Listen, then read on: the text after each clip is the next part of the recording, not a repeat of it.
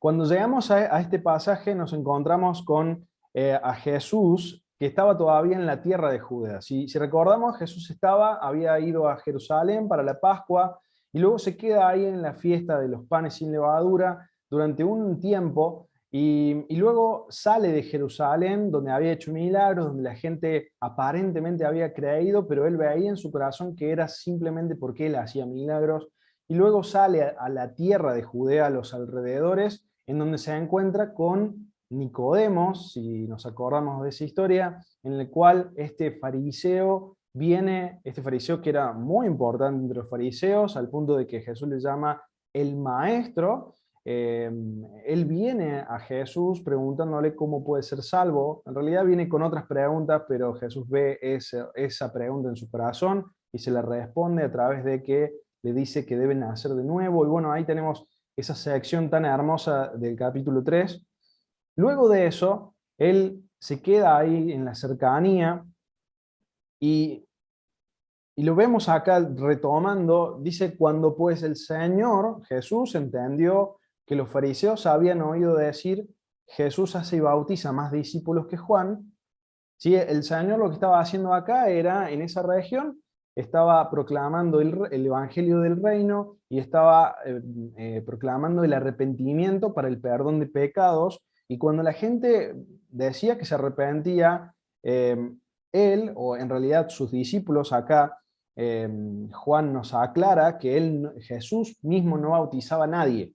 Jesús mismo no quería bautizar a nadie. Seguramente fuera para que no hubiera ninguna rivalidad con algún discípulo que se la creyera, que a mí no me bautizó uno de los discípulos de Jesús, a mí me bautizó el mismo Jesús. Entonces, para evitar eso, él hacía que sus discípulos bautizaran.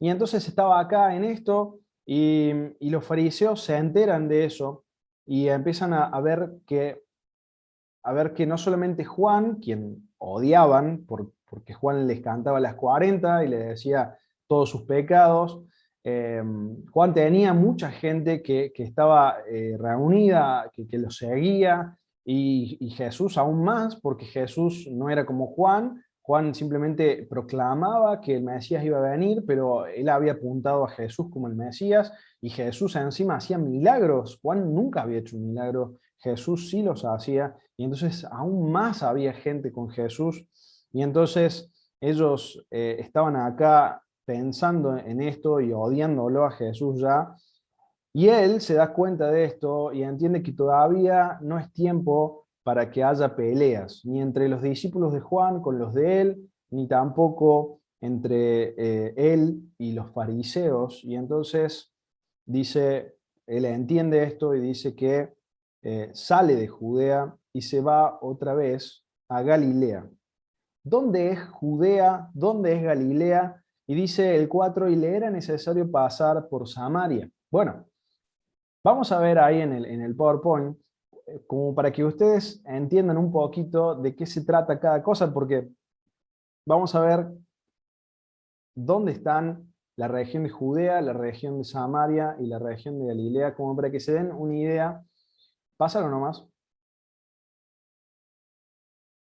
Esto es el contexto. Del 1 al 6, vamos a ver el contexto de esta escena, de esta historia. Ya lo hemos leído. Si se acuerdan, todo comienza con el reino de Israel. El pueblo sale de Egipto, llevado por Moisés, está durante 40 años en el desierto, y luego, de la mano de Josué, invaden la tierra prometida y la conquistan para el Señor, y se forma el reino de Israel. Luego de los jueces viene el primer rey, que se llama Saúl, y luego de Saúl viene David, quien unifica y genera esto que vemos en pantalla, que es el reino de Israel. Luego Salomón, su hijo, continúa con este reino, pero el hijo de Salomón no sabe llevarlo al reino y termina dividiéndose. Pásame a la siguiente. Se termina dividiendo. Entonces hay 10 de las tribus que se rebelan y quedan en el norte, y hay 2 que quedan en el sur, y el reino de Judá y el reino de Israel se le llama. También al reino de Israel se llama Efraín, lo van a encontrar así en el Antiguo Testamento. el reino de Judá pasa a ser llamado Judá, a pesar de estar formado por Judá y Benjamín, y ya queda y se forma así, y entonces se genera un problema. En el reino de Israel queda un rey que es Jeroboam, que dice, de ahora en más no vamos a ir a adorar más a Jerusalén, porque Jerusalén quedaba en otro reino ahora. Y entonces él dice, bueno, de ahora en más vamos a adorar por acá. Y entonces genera toda una adoración falsa, al punto de que Dios una y otra vez a través de los profetas le va a decir que eso está mal, y ninguno de los reyes del norte va a hacer lo bueno ante los ojos de Dios, pero los reyes de Judá, algunos sí van a hacer lo bueno ante los ojos de Dios, y así se genera esta división, que termina en el año 722, en donde Asiria invade al reino de Israel y se lo lleva.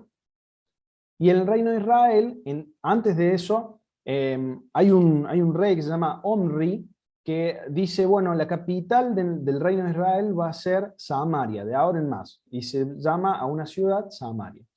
Y luego se hace tan conocido este nombre que la región se empieza a llamar Samaria, y luego ya se llama cada vez más todo Samaria, se hace muy conocido. Pero luego Asiria lo invade y quedan muy poquitos de los judíos en el reino del norte, y Asiria trae a su propia gente de todos lados a rellenar esta parte de la tierra para que no hubiera un levantamiento de los judíos que habían quedado ahí.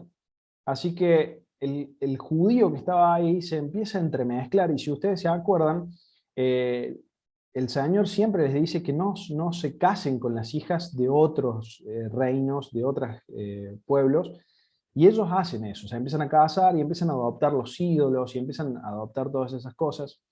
Y luego, en la vuelta, luego es invadido el reino de Judá también en el tiempo de los babilonios, y luego vuelve el reino de Judá, vuelve a través de la mano de Nehemías y de Esdras, que reconstruyen el templo, y queda esta parte del reino de Israel, que se llama Samaria, como aquellos que eran estos judíos mezclados, que eran idólatras. Ellos no tenían ellos no seguían solamente a Jehová como su Dios, ellos tenían como 20 dioses.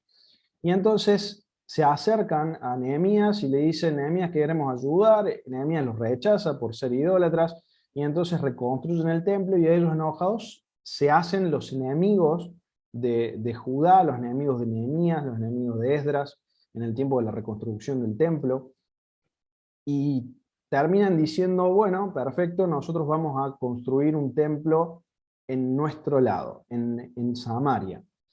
Y a ese templo lo construyen en un monte que se llama Gerizim, y entonces se empiezan a adorar ahí. Con el paso del tiempo, dejan de adorar a todos los dioses, esos que estaban mezclados, y quedan adorando solo a Jehová. Y, pero lo siguen haciendo de una forma que a ellos les parece, porque jamás Dios ha dicho que tenga que ser en ese monte, sino que Él ha detallado que tiene que ser en Jerusalén, y tiene que ser el sacerdocio que estaba en Jerusalén, pero sin embargo ellos se rebelan contra todo esto y tienen un propio templo en donde ellos van a ofrecer sacrificios. ¿Bien? Entonces, un poquito de historia como para que podamos entender quiénes son los samaritanos. Ahora, pásame a la siguiente. Acá vamos a ver cómo estaba en el tiempo de Jesús las regiones. En la región de Galilea había judíos que iban a adorar a Dios, a Jerusalén, eran judíos, pero había una cierta mezcla entre ellos, aunque su adoración era a Dios, al Dios verdadero. Mientras tanto, en el medio teníamos a Samaria, y en Judea era el lugar que había quedado como la provincia romana, donde estaban todos los judíos, ¿sí?, que habían vuelto de Babilonia. Y ellos se creían pura raza, o sea, una raza pura, digamos. Ellos sabían de que venían de solo judíos y no estaban mezclados, y entonces para ellos era abominable. A los samaritanos los odiaban, no querían tener ningún contacto con ellos, porque como así tampoco ellos querían tener contacto con los gentiles, porque les parecían personas que eran todo lo que Dios no quería, y entonces los detestaban tener contacto con ellos, detestaban comer con ellos, detestaban todo con ellos. al punto de que los judíos ortodoxos tenían dos formas de pasar de Galilea a Judea, o de Judea a Galilea, sin pasar por Samaria. Y esas son las flechitas que marcan ahí. Póneme las manos. La primera estaba hacia la derecha, en donde se iban para la región de Perea, una región gentil. Pero fíjense, el judío ortodoxo era tan orgulloso que prefería pasar por una sección de tierra gentil a pasar por Samaria. Ellos tenían que cruzar el Jordán y luego volver para entrar en Galilea. Sino también lo podían hacer a través de la parte del mar, de la costa. Todo eso era, obviamente, mucho más lejos y por lo tanto eran más días de caminata, mucha más comida, etcétera, etcétera. Aquel que estaba apurado y que no le importaba tanto, o aquel que se le aguantaba, se iba por el medio, que era el recorrido más rápido. Ese recorrido es el que va a hacer Jesús acá. Va a salir de la región de Judea, de los alrededores de Jerusalén, y él se va a ir hacia donde dice Samaria, que en realidad en la ciudad a la que se va a ir es Sicar, que está cerca de este monte del cual estábamos hablando. Y de ahí él va a seguir hacia el norte hasta Capernaum.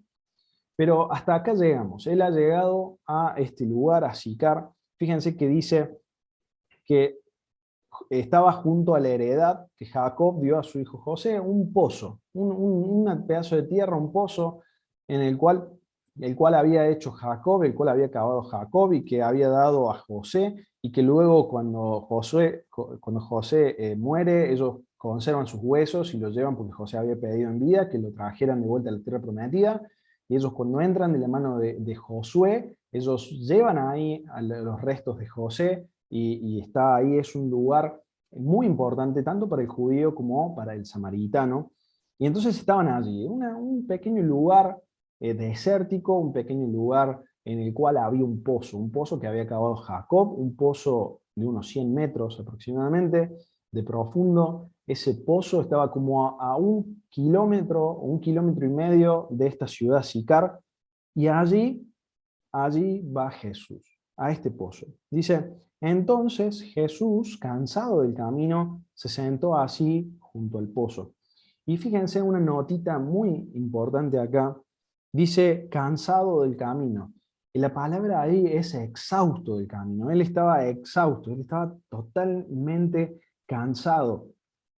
Y esto tiene que ver, y esto muestra en realidad la humanidad de Jesús. Él no solamente es Dios, sino que además es totalmente hombre, al punto que sufrió cansancio y estaba exhausto y tenía sed y todo eso, y así que se sentó al lado del pozo. Una notita al pie es en el versículo 4 que dice que le era necesario pasar.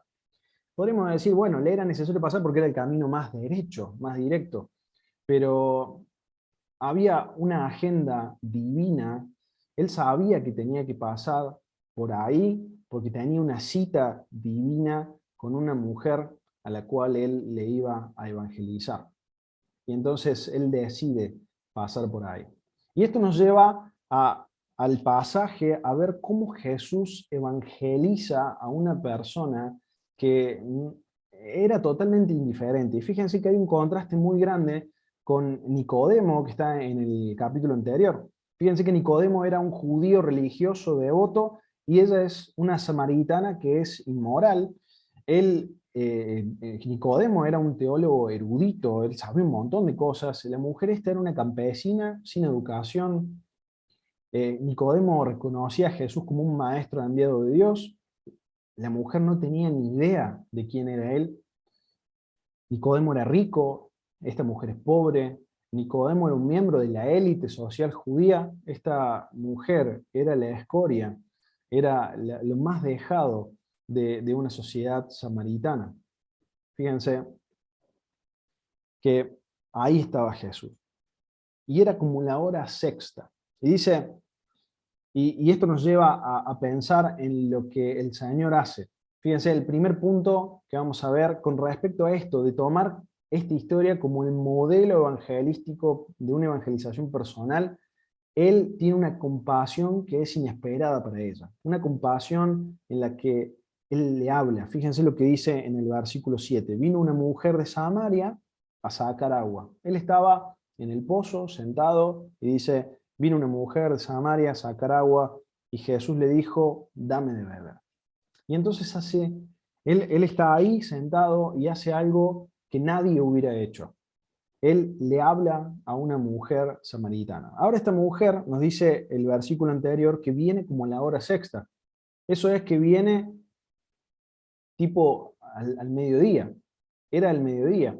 En ese tiempo, las mujeres estaban encargadas de buscar el agua para sus casas. Los hombres iban al campo a trabajar, a hacer negocios, a lo que fuera, y la mujer era la encargada de ir a los pozos a buscar el agua. Recuerden que no había agua corriente en ese tiempo, tenían que ir a los pozos, era una región árida, no tenían ríos como acá nosotros tenemos en la sierra, sino que podían tener acceso al agua solamente a partir de un pozo. Y había ciertos pozos que estaban en la ciudad de Sicar, pero este estaba bastante alejado de esa ciudad. Y esta señora viene a este lugar, esta mujer está acá, a 1 kilómetro y medio de la ciudad. Ella viene a buscar agua al mediodía. Y las mujeres lo hacían siempre al atardecer, casi de noche. Y lo hacían seguramente en el pozo que tenían más cercano. Ella estaba muy lejos de eso. Ella era una mujer que seguramente no quería tener nada que ver con estar en contacto con el resto de las mujeres, porque era una mujer despreciada socialmente. Ella era una mujer avergonzada de su situación. Era una mujer que prefería ir cuando el sol daba directo a buscar cántaros llenos de agua con su peso, a hacerlo de noche, y prefería caminar extra a estar ahí en el pozo en donde estaba el resto de las mujeres. Esa era la situación de ella.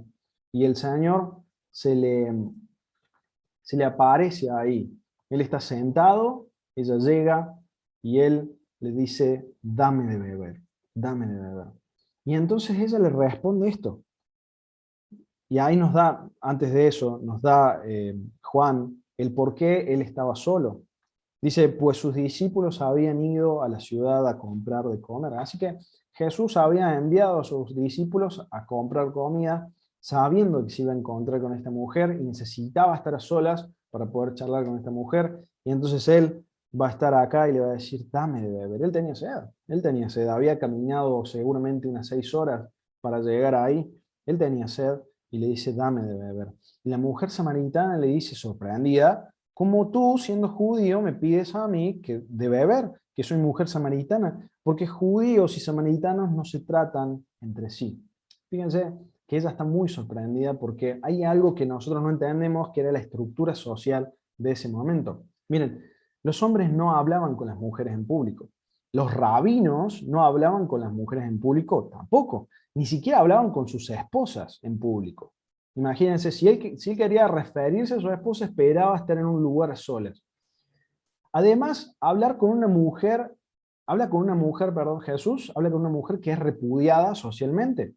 Habla con una mujer que es media judía o quizás muy poquito de judía.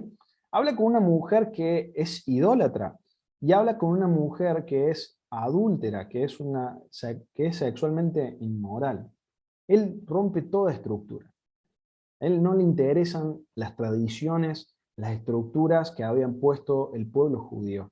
Él sabe que los samaritanos son el campo evangelístico y estas personas tenían necesidad de él, tenían necesidad de salvación, y él sabe eso, él rompe todas las estructuras y él va y le habla a la mujer.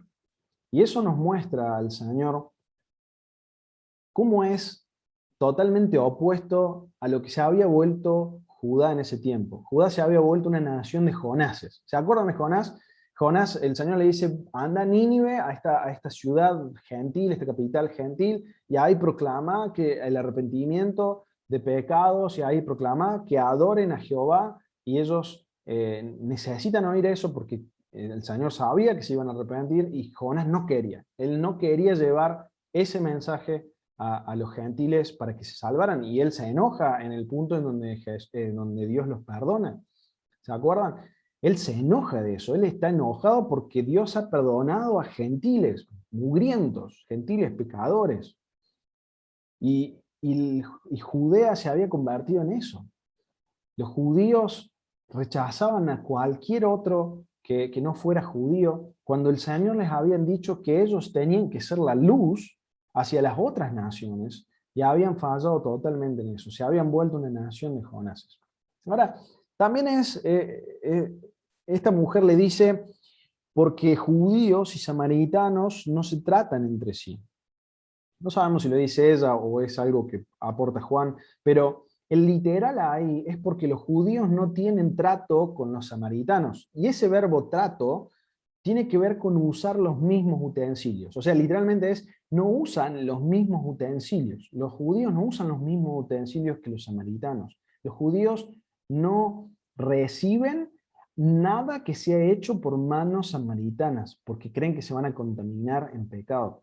Ellos no compartían un tenedor, no compartían un vaso, no compartían nada que tuviera que ver con un samaritano. No usan las mismas cosas, no comen del mismo plato, no comen comida samaritana. Sin embargo, fíjense qué curioso que los discípulos no solamente pasaron por Samaria, sino que además Jesús los manda a buscar comida. Ellos iban a comer, iban a almorzar comida de samaritanos, algo que tradicionalmente era aberrante. Sin embargo, ahí están ellos llevados por el Señor. Así que vemos al Señor cómo se acerca a esta mujer y le dice, dame de beber, y ella se sorprende de que alguien esté hablándole a ella. El Señor ha tenido esta compasión inesperada con ella, y ella se sorprende de eso, se sorprende. Y esta es el inicio de esta conversación. Fíjense que esto nos da el primer principio, que muchas veces no vamos a tener a estos Nicodemos que se acercan a nosotros preguntándonos cómo pueden ser salvos, sino que la mayoría de las veces vamos a encontrar personas indiferentes, y indiferentes a Dios, indiferentes al Evangelio, indiferentes a Cristo, indiferentes a nosotros mismos, totalmente indiferentes a lo que tiene que ver con Dios. Y entonces tenemos que hacer como hace el Señor. Tenemos que abrir la conversación. Y ese es nuestro trabajo. En este caso, no nos vienen a preguntar cómo pueden ser salvos. En este caso, nosotros tenemos que abrir la conversación y buscar un punto en común. Y el punto en común que encuentra el Señor es el agua. Él tenía sed, ella tenía un balde y tenía seguramente un jarroncito, y entonces él le dice, dame de beber, compartime. Un punto en común para abrir una conversación, el punto en común es el agua. Y entonces pasamos al segundo punto.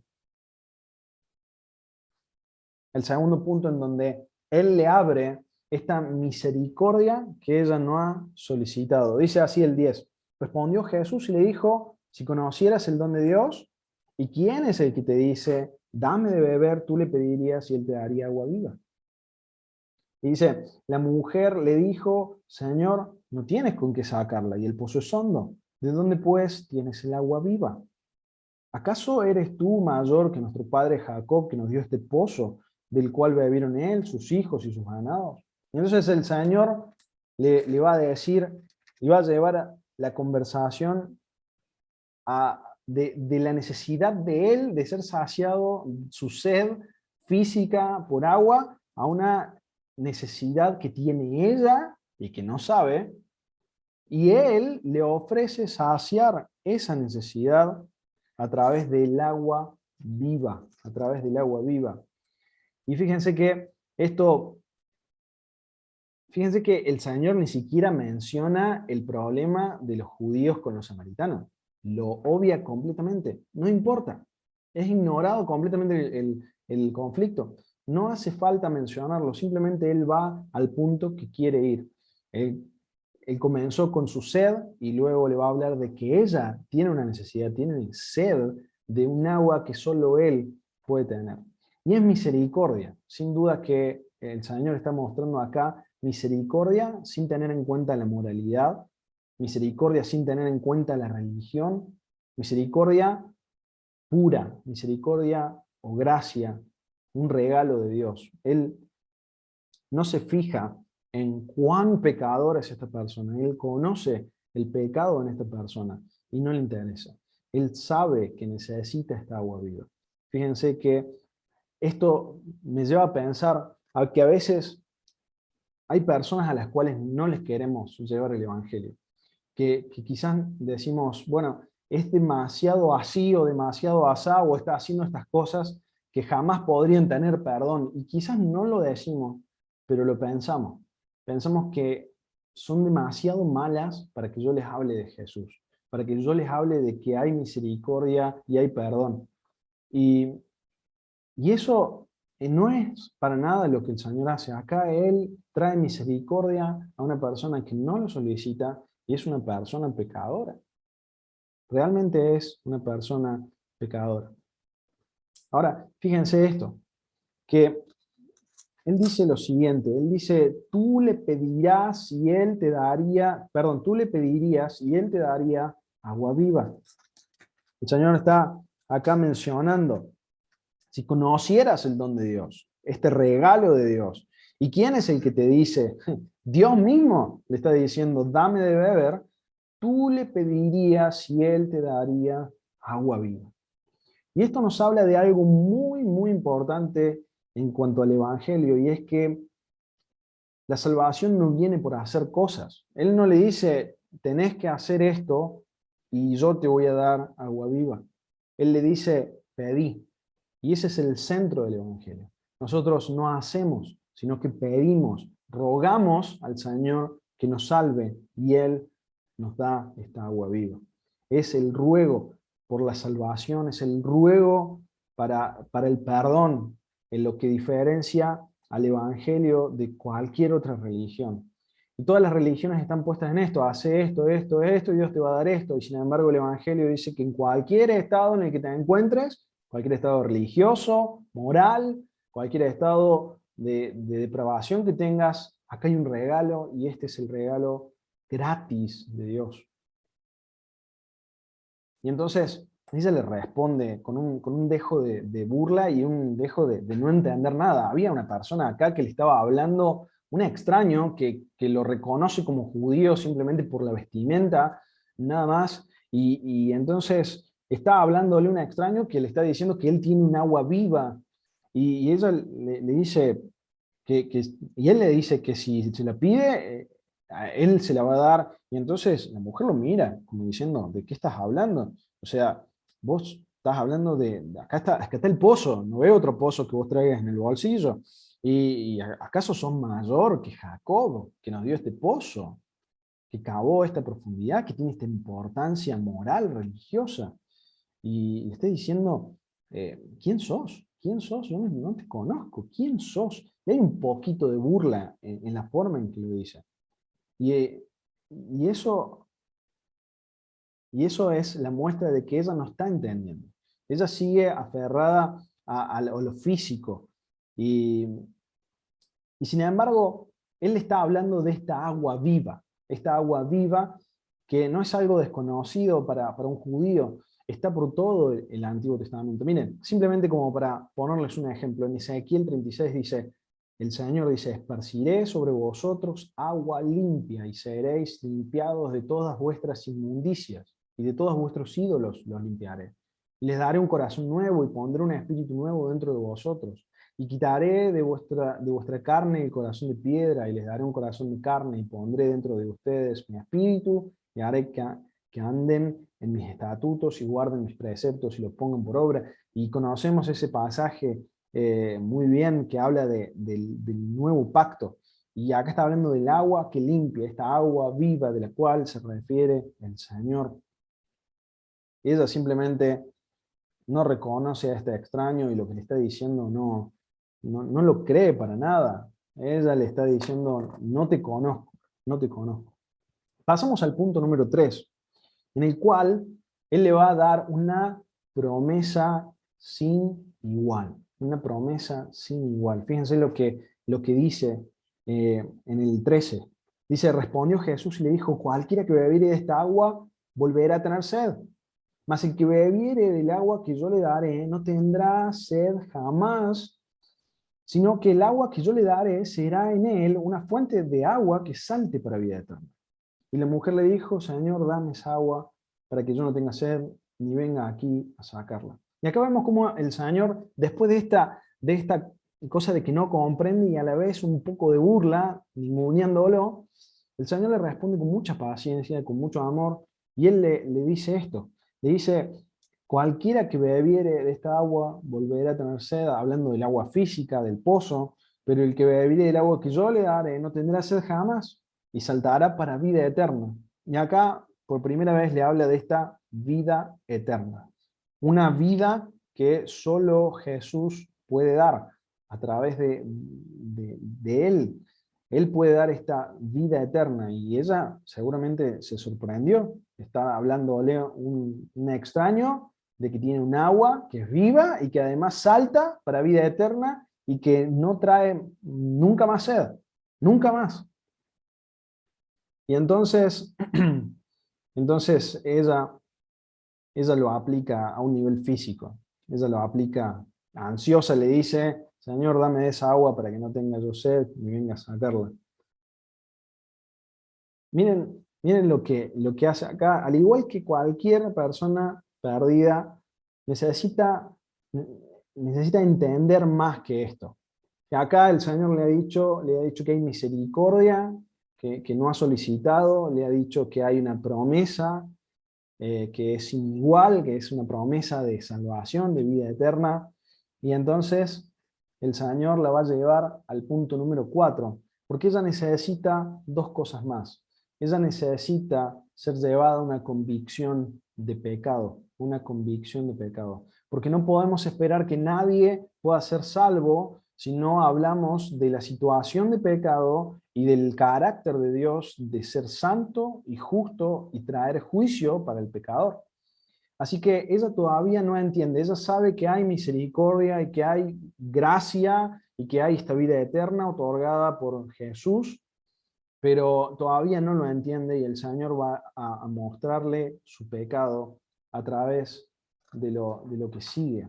Él la lleva a que pueda entender. Ahora, quiero detenerme en esto y decirte, cuando vos hablas con alguien que no es creyente, siempre tenés que tener en cuenta esto. Jamás podés decir o pensar que has compartido completo el Evangelio si no hablas de su pecado y de su necesidad de arrepentimiento, porque hasta acá él ha hablado de que debe creer en él, y ahora él va a hablar del arrepentimiento necesario, el arrepentimiento de sus pecados. Y eso es sumamente importante tenerlo en cuenta, porque a veces presentamos a Cristo como si fuera una oferta, como que vienen los beneficios. Che, acá está esto que te va a dar paz, bendición, que te va a dar que vas a ser hijo de Dios y tenés esta y esta y esta y esta y esta y esta bendición, pero jamás le hablamos de su pecado y de su necesidad de cortar de raíz su pecado. Y eso solo genera falsos convertidos, gente que sigue a Jesús solamente deslumbrada por lo que puede dar, por sus milagros, porque los puede alimentar. Esa gente que seguía a Jesús y la cual Jesús le llama que no son salvos realmente, que él dice que no se fiaba de ellos porque veía que no eran salvos, personas no regeneradas que dicen creer en Jesús, pero que solamente están ahí por el beneficio que da. Entonces, para evitar eso, necesitamos llevar a las personas a su convicción de pecado. Dice el 16, Jesús le dijo, ve y llama a tu marido y ven acá. Respondió la mujer y dijo, no tengo marido, no tengo marido. Jesús le dijo, bien has dicho, no tengo marido, porque 5 maridos has tenido y el que ahora tienes no es tu marido. Esto has dicho con verdad. Le dijo la mujer, Señor, me parece que tú eres profeta. Y acá estamos en este punto en donde Jesús, quizás ella se estaba dando vuelta para irse, estaba hablando con un extraño que rompía todas las estructuras y que le hablaba de un agua viva y de vida eterna, y, y seguramente se estaba quizás por ir o algo así, y entonces él le dice, ve, llama a tu marido y ven acá. Y él le da una orden a ella. Y entonces ella responde con verdad, pero con una verdad a medias, porque no es toda la verdad. Ella le dice, no tengo marido. Ella reconoce que no tiene marido, pero no es todo lo que hay en su situación, en su vida. Y entonces él le dice, bien has dicho la verdad, no tenés marido, porque 5 maridos has tenido y el que ahora tenés no es tu marido, y esto has dicho con verdad. Y entonces medio que hay un poquito de felicitación, por así decirlo, del Señor, de que ha dicho la verdad, pero no la ha dicho toda. Y entonces él le dice su situación, la verdad, verdad, completa. Y en esto el Señor le está desenmascarando su pecado, le está desenmascarando. Ahora fíjense una nota al pie. Dice, el que ahora tienes no es tu marido. Ella estaba en concubinato. Ella estaba en concubinato, estaba viviendo con un hombre. Y el Señor le dice, ese no es tu marido. Lo que hay ahí no es matrimonio. Y fíjense cómo el Señor vuelve a hablar de esto, detalla esto y confirma esto de que no hay matrimonio en el concubinato. No podemos considerar a una persona casada por estar en concubinato. Él no ve en el concubinato un matrimonio. El matrimonio no es el concubinato, sino que la Biblia trata el matrimonio, o ve al matrimonio como un pacto público, formal y legal entre un hombre y una mujer. Así que fíjense que él está diciendo acá esto, el concubinato no es matrimonio, estás en pecado. Y era por eso que hasta los mismos samaritanos la despreciaban. Ella era despreciada. Fíjense que los judíos despreciaban a los samaritanos y los samaritanos aún más despreciaban a esta mujer. Así que era doblemente despreciada, donde fuera era una paria. Esta señora vivía con vergüenza y el Señor se acerca a hablarle y le está hablando de esto. Para ella se abren sus ojos. El Señor sabe su situación, conoce su pecado y ha estado hablando con ella sabiendo eso. Y entonces le dice, me parece que sos profeta, porque me estás diciendo cosas que solo Dios podría decir, que solo Dios podría revelar. Y ella se está dando cuenta y está siendo confrontada con su pecado. Y hay una cierta, eh, está enfrentándolo de una cierta forma. Está diciendo, sí, esto es lo que soy, esto es lo que soy. Y fíjense lo que ella va a hacer en los versículos que siguen. En el punto siguiente, él le va a decir, abandonar la adoración incorrecta. Fíjense lo que ella responde. Nuestros padres adoraron en este monte y ustedes dicen que en Jerusalén es el lugar donde se debe adorar. Ella le dice, sos profeta. Solamente un profeta, alguien que habla de parte de Dios podría estar diciendo estas cosas, esta revelación, conocer mi intimidad de esta forma. Y entonces ella se da vuelta y dice, ¿cómo puedo adorar a Dios? ¿Cómo puedo adorar a Dios? ¿Cómo puedo entrar en una relación correcta con Dios? ¿Dónde tengo que ir a adorar? ¿Dónde tengo que hacer cosas? ¿Dónde tengo que hacer mis ritos para estar bien con Dios? Y esto también nos muestra cómo aquella persona que no conoce a Cristo entiende la religión. Y es que cualquiera que no conoce a Cristo, lo primero que va a decir es, ¿qué tengo que hacer? ¿Qué tengo que hacer? Le pregunta ella al Señor. ¿Qué tengo que hacer? ¿Dónde tengo que ir? Ustedes dicen que es allá en Jerusalén que yo tengo que ir para una correcta adoración, pero acá dicen que es acá en el monte Gerizim. Entonces, no sé dónde es, explícame. Quiero tener una relación correcta con Dios, así que necesito saber qué tengo que hacer. ¿A dónde tengo que ir? ¿Qué ceremonia tengo que hacer? Y fíjense que el Señor le va a responder, mujer, créeme, que la hora viene cuando ni en este monte ni en Jerusalén adoraréis al Padre. Y eso nos muestra cómo la verdadera adoración no se trata de un lugar físico. Él está diciendo, ni allá ni acá van a tener que adorar al Padre, porque ¿por qué está diciendo eso el Señor? Porque Él sabe, Él conoce que en el año 70 los romanos van a destruir el templo y poquito después van a ir hacia Samaria y van a destruir el templo en Gerizim y van a matar a miles de personas en esa lucha y los dos lugares van a quedar totalmente desolados. Él sabe eso y además sabe que viene el momento en el cual se va a cumplir, se va a cumplir el nuevo pacto con su muerte. Él sabe que a partir de ese momento, a partir de que el velo se rasgue de arriba a abajo, no va a haber más lugar para adorar, no va a haber más sacerdocio, no va a haber más ofrendas. La única ofrenda, el único sacerdote, el único lugar para adorar es el que el Señor se presentó, y a partir de eso todo cambia. Es el nuevo pacto en donde por fe nosotros accedemos al lugar santísimo porque fuimos perdonados por la sangre de Cristo. Y Él lo sabe, y entonces le dice, ni en este lugar ni en otro van a adorar al Padre. No, no se trata de eso, no se trata de un lugar, no se trata de un ritual.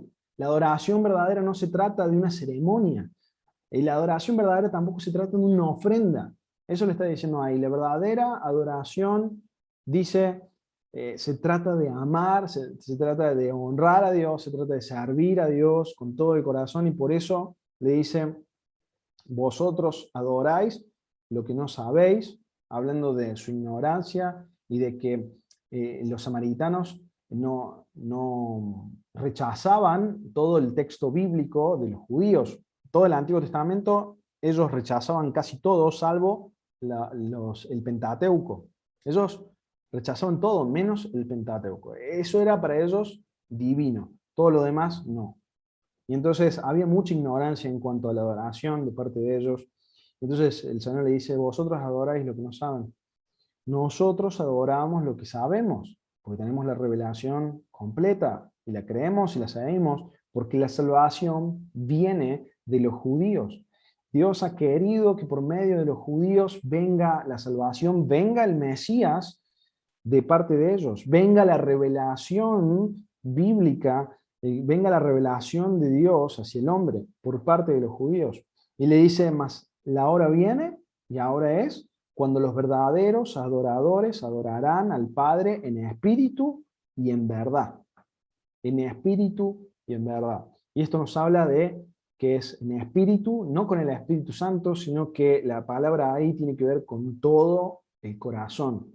Así que adorarán al Padre de todo corazón y adorarán al Padre en verdad, que tiene que ver de acuerdo a su palabra revelada, a su revelación. Ellos adorarán al Padre con todo su corazón y lo harán de acuerdo a lo que dice la Biblia. Fíjense qué distinto de entender a estas personas que dicen, bueno, yo adoro a Dios, no importa si sé o no sé las cosas. Y eso es lo que tratamos y luchamos para que, y nos esforzamos para que ustedes también puedan entender, de que no hay una adoración correcta a Dios a menos que sea la adoración que su palabra dice. Por lo tanto, si nosotros somos ignorantes, vamos a pecar en nuestra adoración. Y la exposición a su palabra y el estudio de la palabra es lo que nos hace que podamos adorar cada vez más según la voluntad del Señor. Es por eso que siempre tratamos de exponernos y estudiar la palabra para cada vez más poder adorarlo de una manera que Él quiere. De esto se trata. Adoradores, de ese tipo de adoradores son los que el Padre busca que le adoren. Personas que lo adoren de todo corazón y personas que lo adoren como Él quiere, como Él ha revelado en su palabra, personas que estudian su palabra y que la siguen, que entienden lo que Él ha revelado y cómo quiere ser adorado. Y acá en este punto, cuando hablamos de adoración, muchas veces se malentiende con el tiempo de la música. Y solamente para aclarar que la adoración no es la música, eso es simplemente una partecita. Es una pequeña forma en la que expresamos nuestra adoración. La adoración es amar a Dios, la adoración es honrar a Dios, la adoración es conocer a Dios por quién es Él. Y dice, Dios es espíritu y los que le adoran en espíritu y en verdad es necesario que le adoren. Estos son los que el Padre busca. Le dijo la mujer, sé que ha de venir el Mesías llamado el Cristo. Y acá hacemos un momento. Debemos adorar al Señor en espíritu y en verdad. Y fíjense que lo que está haciendo el Señor es confrontar su adoración. Esta mujer recién la confrontó con su pecado, ahora le está confrontando con su forma de adorar. Él está diciendo, no se trata del lugar, no se trata del ritual, no se trata de la ceremonia, no se trata de la ofrenda, se trata de entregar tu corazón a Él y seguirlo según su revelación. Y eso es sumamente importante, sumamente importante.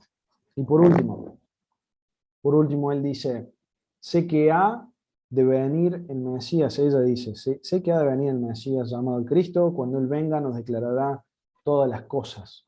Y acá Él va a revelarle al Mesías, al Cristo. Ella está diciendo, no entiendo mucho de lo que me estás hablando, pero sé que va a haber un momento en donde haya un Mesías, el Mesías prometido, que va a venir y nos va a declarar todo, voy a poder entenderlo. Y entonces viene el punto más alto de este momento, el punto al cual Juan, y por el cual Juan escribe esta historia, que es este. Jesús le dijo, yo soy el que habla contigo.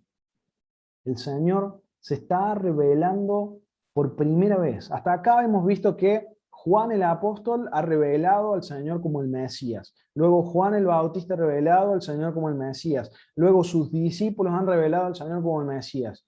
Pero la primera vez que el Señor se revela a sí mismo como el Mesías, fíjense que no es con los judíos, no es con la élite de los judíos, no es con sus discípulos, es con una mujer inmoral, sexualmente pecadora, que convive con una persona que es rechazada por todo un pueblo y es samaritana. Una mujer ignorante, una mujer humilde.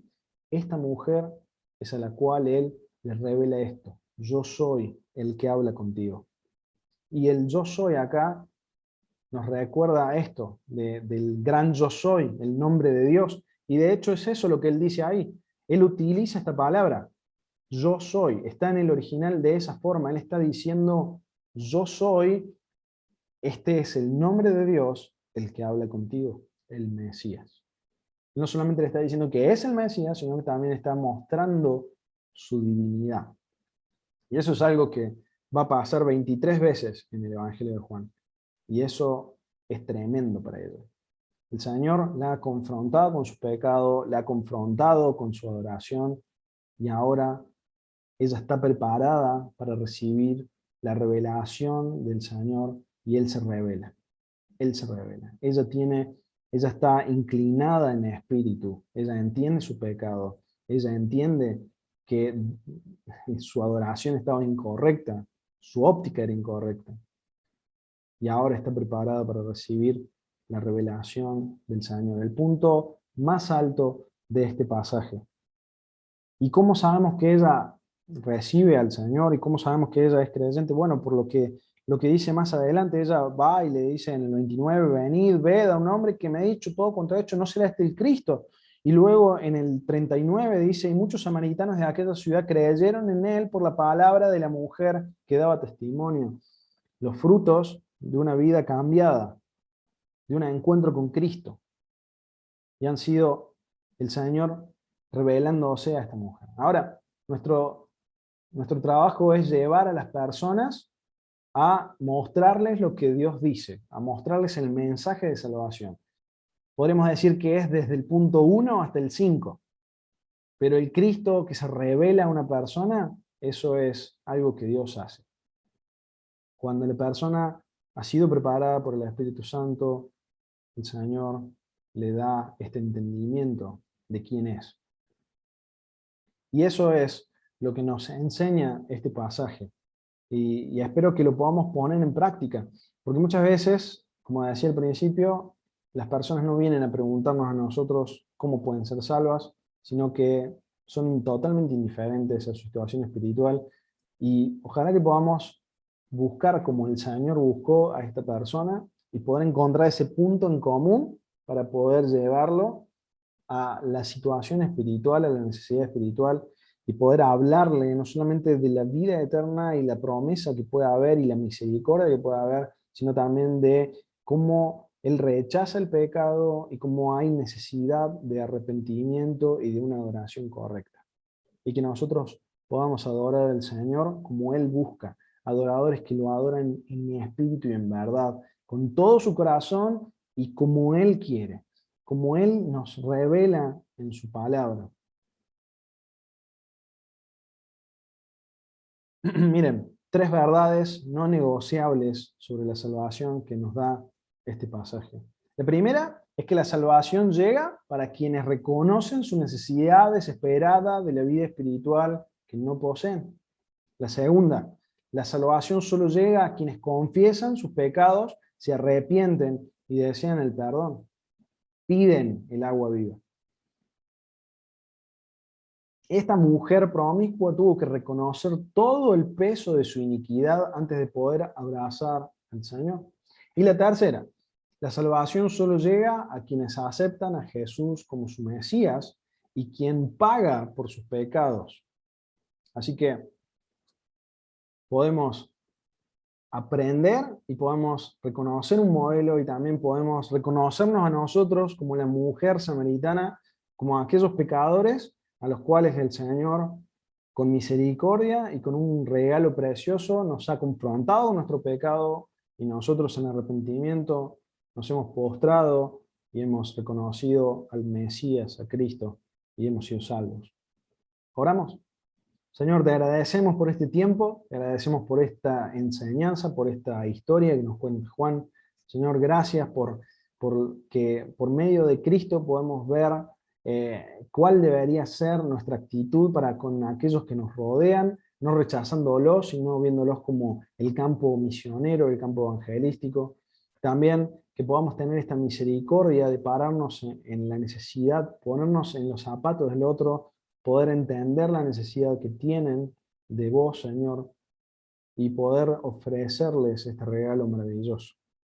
Y también por el otro lado nos identificamos con la mujer y te damos las gracias por habernos salvado por medio de Cristo, porque por medio de Él nosotros hemos sido limpiados de nuestras mugres, de nuestras maldades, de nuestro pecado, de aquello que nos avergonzaba profundamente.